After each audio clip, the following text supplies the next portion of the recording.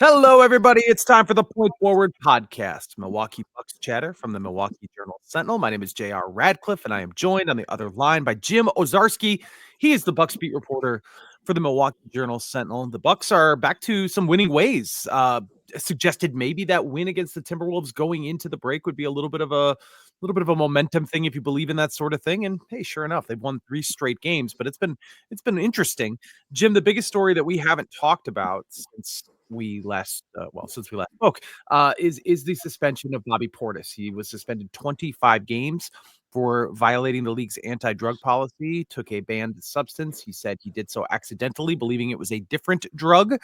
The Bucks won all 3 games without him so far, so the early returns are not devastating, but obviously Bobby Portis is a huge part of this team.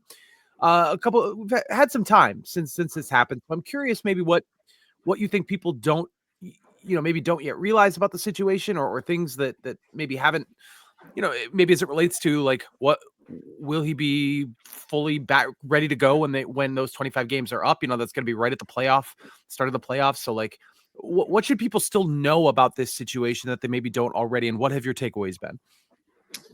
Yeah, I think the most questions I've gotten since JR is, why didn't he appeal?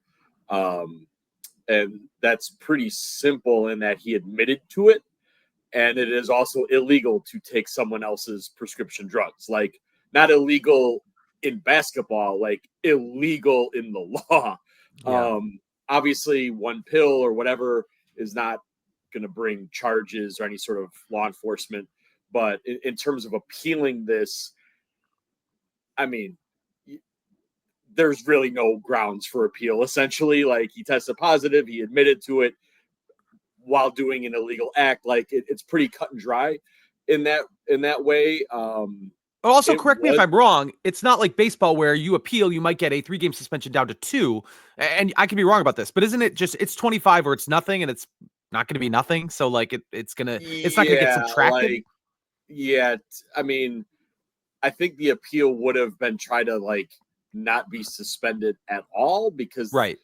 It is a 25-game suspend. Like, that is the suspension for a drug violation. Honestly, JR, like, an appeal might have led to more games, to be honest. Like, an arbiter could have taken this in a different way. Like, really, you're going to try to appeal this? Okay, guess what? So I think more games might have been on the table in some other version of these events, JR. So I think fans maybe didn't realize that part of it. It's kind of, yeah. So I think that's important. Some fans are wondering about the lag time between a positive test in late November and a suspension in February. My understanding is that was just sort of the process of this, be it the testing, the retesting of things, the working through stuff. I mean, it's just I think it just took that long. There's no need for transparency by the league or the players union on that one, JR. So that just kind of was what it was. I guess a third point, people wondering, is this why he wasn't traded? No, Bobby Portis was not really involved in any trade discussions other than a sort of a salary filler along with Khris Middleton. No one was sort of looking to trade for Bobby Portis, like, in a 1-for-1 deal. And in all reality, JR, the Bucks weren't interested in that either. Like, Bobby was a big part of their team. And my understanding is no one knew about this. Like, the Bucks were not aware of this around trade talks. He could have been dealt, JR, and then he would have been suspended with his new team. This would not have been like a rescinded trade, the Bucks hiding something, etc. This came out in late February. So if he was part of a deal, he'd be suspended with whatever new team he was with. So hopefully that checks some boxes, I guess. I think fans would want to know. I don't know how much you can or want to say about this part of it, but certainly anytime you hear somebody say I took a banned substance accidentally, it's dubious, right? Like, fans are gonna have a hard time buying that. I don't know the ins and outs of opiates versus anti-inflammatories, tramadol, toradol. I can't tell you a whole lot about that. Maybe it's a perfectly understandable mistake, but I mean, can you shed any light on? We'll obviously never know. There's a lot of we just aren't going to know. He's going to serve his suspension and be back, and it sounds like the players are welcoming back with open arms and all that. But is there anything to that you can speak to, like just the nature of the I guess, quote unquote, accident here? I mean, look, Tramadol was banned technically recently by the NBA, but it was a year ago. So it's not like it was just added to the ban list like days or weeks before this incident. Tramadol is an opiate. Our Lori Nickel wrote this in sort of the follow-up that it's on the DEA's radar. Like it's not a light painkiller. Toradol is in the Advil family. Tramadol is not. Like these are that's to be clear. Like these are not in the same family. These are not. Oh, Tramadol is like just a stronger. No. They are separate. The doctors know they're separate. Federal agencies know they're separate who deal with trafficking. So it's a pretty big mistake. Whether or not the first and last letters are the same and the pain-killing effects might feel the same for certain people, I don't know. But yeah, I mean, it's definitely one of those reminders, I think, for professional athletes or even just regular humans to always check, what you're taking with your actual doctor or your employer. Like in the case, if you're working for a place that has its own doctors. I can't speak to whether it's a mistake or not. I don't really go down. That's what they say. There's no way for me to know that. Right, of course. And obviously the NBA doesn't buy that either. So, or it doesn't matter to them. It doesn't matter. So yeah, JR, I think it is, but it is important to know the distinction. It's not just it's a stronger version of this drug. No, it's like a way different drug, way different kind of painkiller. Yeah. Toradol, very common in the NFL as sort of the anti-inflammatory that you hear the most about. I mean, it ultimately, it doesn't matter whether you made the mistake or not. The drug policy has been pretty clear on that over time. So, I imagine fans will welcome him back. They'll need a big because although Jericho Sims has started to get some playing time. So I'm curious your thoughts on how this has impacted the team on the floor. They've had 3 pretty solid games since then, all victories, including a comeback against the Miami Heat on Sunday night. Jericho Sims has gotten some floor time finally. After they traded for him, he really didn't see the floor for quite some time, and now he is part of this rotation. We'll talk about Kevin Porter as well, who has sort of risen up in prominence here in the last few days. But from what you've seen, does it feel like this team can weather the storm without a shooting big man, which is Bobby Portis? He's a pretty valuable weapon for them. Yeah, it's a small sample size against, credit to the Bucks beating a crappy Wizards team and a under 500, not so good Miami team. I think the Clippers win at home out of the break was good. That's a good win. The Wizards, they were up big and let it slip away and finished it off, right? Miami, they come back.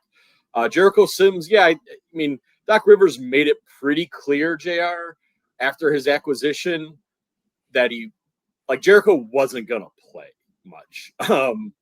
And at least not in the regular season or in any sort of rotation. And then Bobby suspended. And then Doc basically admitted, hey, when Bobby was home due to the death of his grandmother, we leaned way too much on Giannis and Brooke. Brooke clearly wore down playing 40 and 36, 37 minutes. And perhaps not coincidentally, JR, Giannis pulls his calf. Right. So yeah, I think Jericho Sims playing 13 to 17, 18 minutes is going to be a thing. Even when Giannis comes off this minute restriction through Bobby's return, just because I think Doc found out this guy's got to play. He is not a shooter. His spacing with Giannis was weird because Jericho isn't going to run to the corner. Because that's not going to help anything. So him and Giannis kind of like ran into each other a couple times, or were like within a very short space. So there's going to have to be some, adjustments there through the next 22 games. Obviously, that's a long time, JR, to figure that out. If there's a benefit to this, it's Doc Rivers, to me, JR, is a guy who needs to see it to believe it. Meaning, conceptually, 6'10" athletic Jericho Sims can do all these things. He can guard multiple defenders. He can switch. He can be this roller lob threat. I think Doc needs to see that. And I don't know if he ever was going to see it if Bobby was here. And so now they are seeing it, and Jericho is going to have to play. This also relates to Porter as well. So going forward, JR, going into the playoffs, Jericho's going to get some burn here, have some interesting lineup combinations. And then once they get to the postseason, Doc's going to have a level of confidence or not in all of these players. And that could unlock some things maybe for series against New York, series against Indiana, against Boston, where maybe Brook Lopez isn't the best answer. And Jericho is going to have to play. And what better way to prove that he can play now, as opposed to suddenly in like game 2 or 3 of a playoff series where you're like, oh, Brook's getting run off the court here. Yeah. So you've written about Kevin Porter a couple times. You wrote about some of the charges in his past that have been cleared, and then you've written about how he has taken to this new team and his teammates, and the fact that he's contributing on a really high level. Having some charges dismissed does not change the fact that there's a lot of baggage here, but it maybe alters his story to some degree. Give us a rundown of what you've written about with Kevin Porter lately and what your impressions are of him to this point. Yeah, so real quick at jsonline.com, the news, and this is actually about a month old, the news is that the criminal record of his assault in 2023, which effectively made him persona non grata in the NBA, is cleared. He fulfilled a year-long plea agreement with the New York prosecutors and the Manhattan DA. It was a misdemeanor assault charge, but he had to go through therapy, counseling, obviously no arrests, no violations of the order of protection, all of these things. He checked all those boxes on January 23rd, 25th, something like that, JR. So before the Bucks traded him, so they knew he no longer had a criminal record, and he completed all of these things when they traded for him on February 6th. And so, yeah, his criminal record is clear in that way. There's a harassment violation, but that is not a crime in New York City.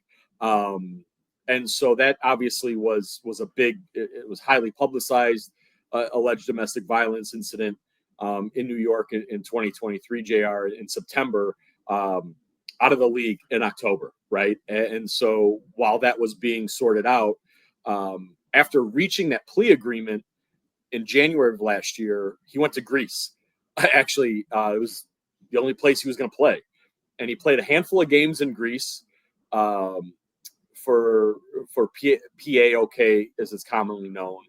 And, I talked to one of his teammates there, and it was interesting, Jared, because they're like, yeah, we looked him up.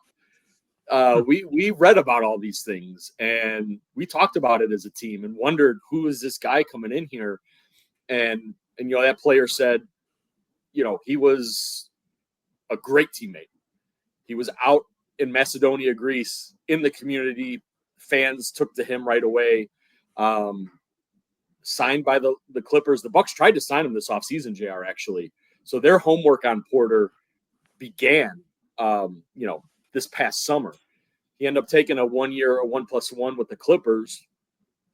Played a role in LA, coming off the bench, was not asked to be a scorer. Was not asked to be sort of the face of anything like he was in Houston. Took to that role, and Doc said he talked to Ty Lue about this, and when the trade was made, Doc and the Bucks felt comfortable about it with where he was. Taurean Prince, honestly, JR, this is ironic. Taurean was inadvertently part of Kevin Porter's first locker room blow up in Cleveland back in 2021. Porter was just coming back. He was out for personal reasons. He had an arrest there on charges that were dismissed. Mm-hmm. And he comes back to the team and sees that Taurean Prince was put in his old locker, and had a screaming match with the Cavaliers GM, and that led to his trade to Houston. And so I talked to Taurean about that, and he's like, so he technically was a teammate of Porter's before, but he never saw him. Like this incident happened, and then Porter was gone, and so Taurean, who also has an arrest on his background, was like, look, man, if you're going to hold things that happened 3-4 years ago against somebody, he's like, that's kind of on you. So as like teammates and people, the Bucks have wrapped their arms around this guy. Giannis just flat out said, I love playing with him. And he just needed to be somewhere where he was wanted and appreciated. And that's interesting. So like Giannis, I think, is playing that big brother role to a degree. And so as basketball players, JR, they're rocking with him, and Doc Rivers says that, it's him and a couple staff members are sort of Kevin's guys, if you will. And yeah, as of now, he's, 4 straight games in double digits. He is shooting the ball incredibly well, facilitating, still playing really good defense, has helped this team win 4 in a row. And going forward, JR, like, look, this team, by trading Khris Middleton, they're leaning into Giannis and Dame, but it created a hole in non-Giannis and Dame minutes, meaning where's offense going to come from? And we saw this in Minnesota against Washington when Giannis had fouled out and no Dame. Like, you got role players, but without stars, like, who's creating shots? Like, they didn't score at all against the Wizards because no one could get their own, and they're all not like good shooters on their own.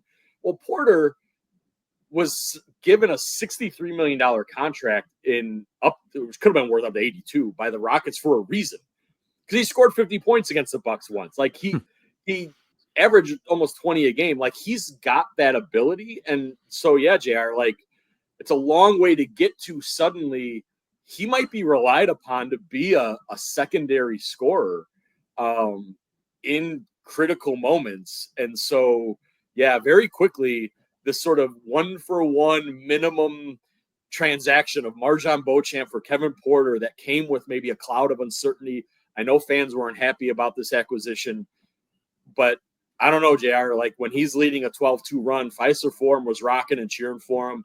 He felt that love. His teammates feel for it.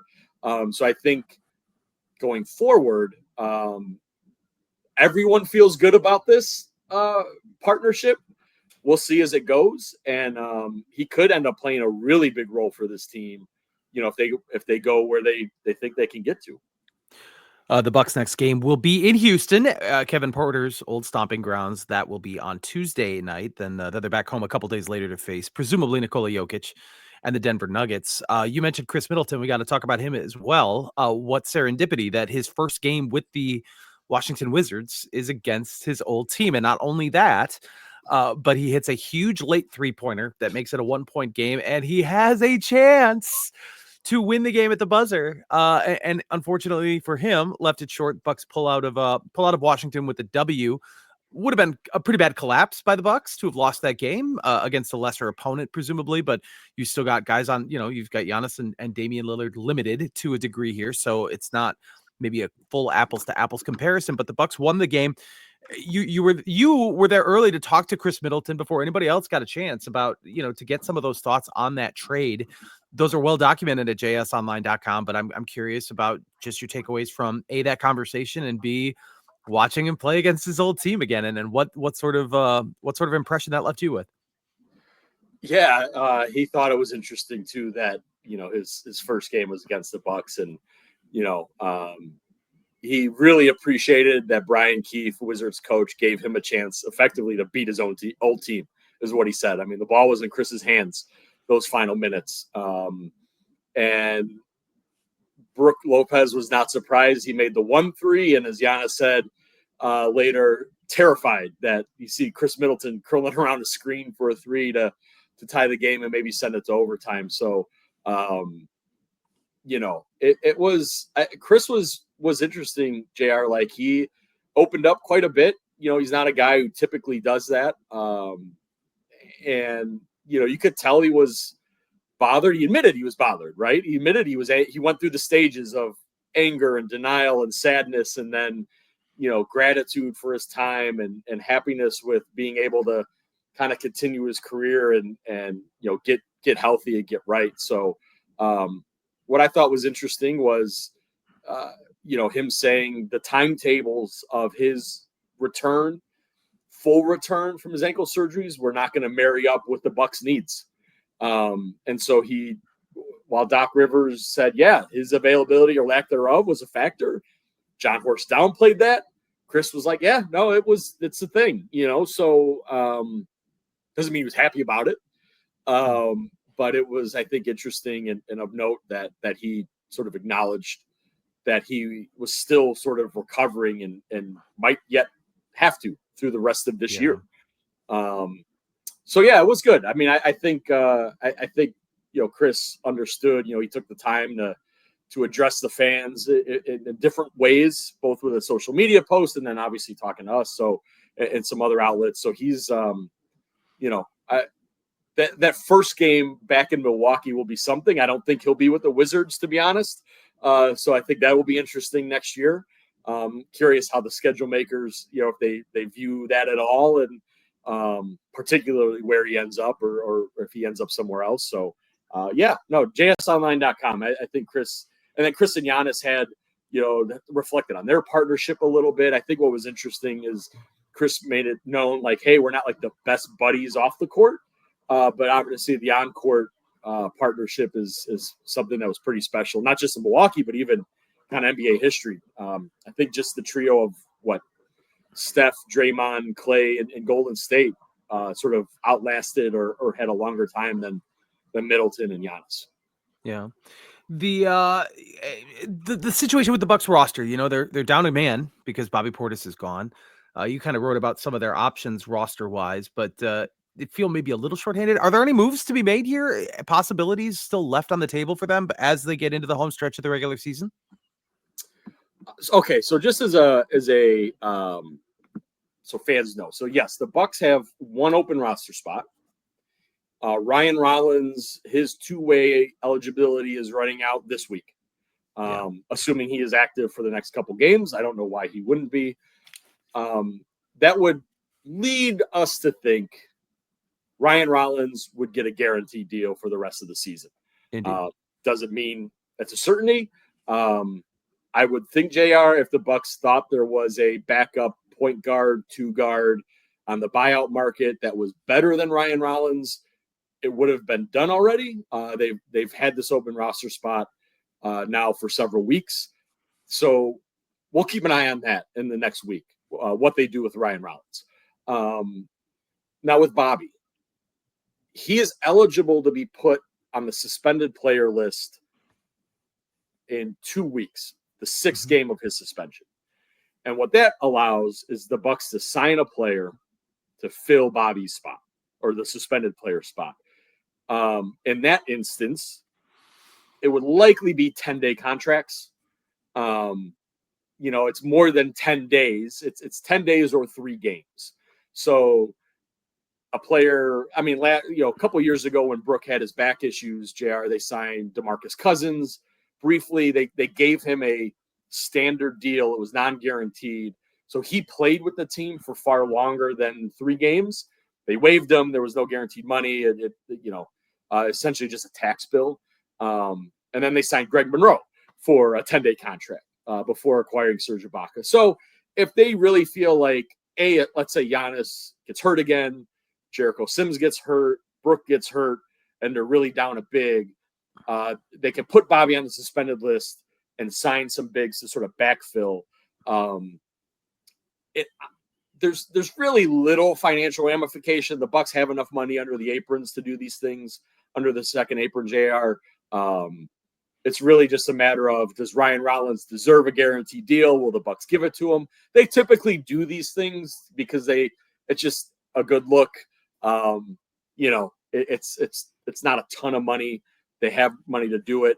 I don't know if they'll put Bobby on the suspended player list, JR. There's really no financial benefit to this for them. Like he's already not getting his salary, so they're saving about $5 million in tax. I think it's only if one of the other guys gets hurt to a degree where they need to backfill and maybe sign a 10-day guy. But they could do that at any point after 5 games. So a long way to say a couple of options. It looks like Ryan Rollins might be moved to a guaranteed deal, but we'll see. Bobby, again, I think that's really more if there are some injuries that they need to, make sure another big is added.